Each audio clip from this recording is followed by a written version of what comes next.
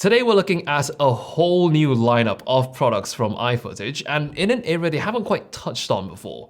This is their Anglerfish series. We're getting 3 new COB lights and a new handy light. Now it needs to be said that these units I've got here are pre-production units, so instead of being more nitpicky about them, I'll be introducing these from a more general approach.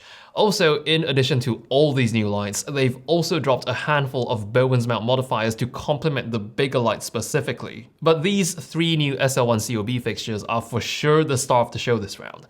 They're all daylight fixtures, and you've got a 60 watt, 220 watt and 320 watt option to choose from.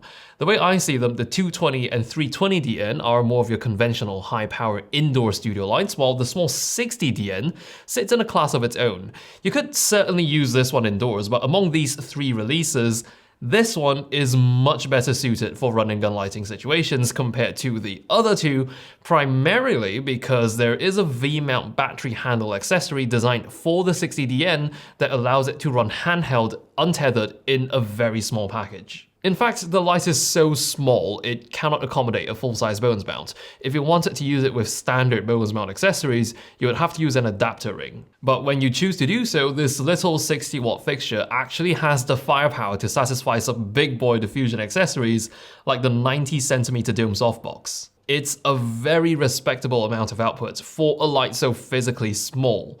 The 60DN is also unique in the lineup for the way its controls are directly on the lamp head itself. It does not use a control box like the 220 and 320DN. This control box on these lights also doubles as the power supply, just like many other lights these will now be competing against.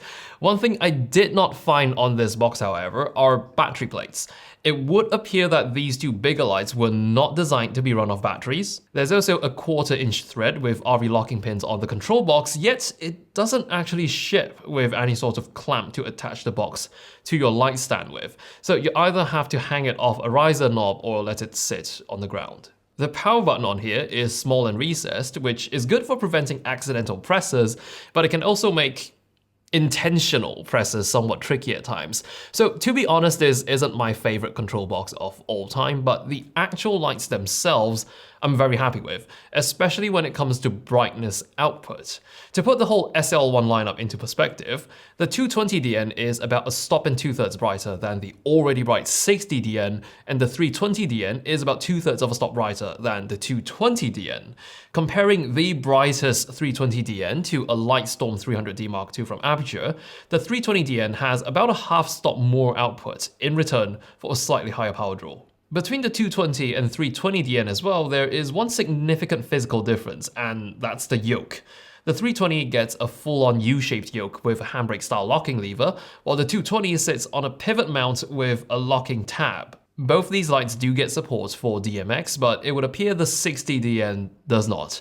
However, all 3 of them do come with Bluetooth built in, which means you can control them remotely through the new iFootage Lumen app.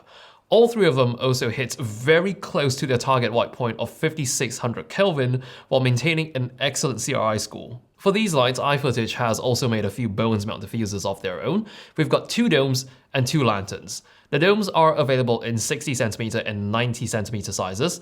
Both of them feature a fast setup design, so you don't have to spend way too much time attaching rods. Just click each rod into place to expand the softbox and collapse them using the release tabs. The domes do come with a big inner diffuser that sits very close to the output side of the dome, very good for eliminating hotspots, and you also get a honeycomb grid included with both domes. The lanterns, on the other hand, are available in 50 and 65cm sizes.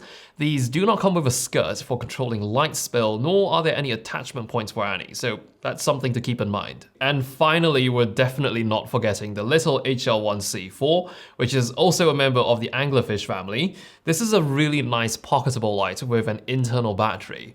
This one's actually RGBW, so in contrast to the daylight-only SL1s, you can throw out any color you want out of this.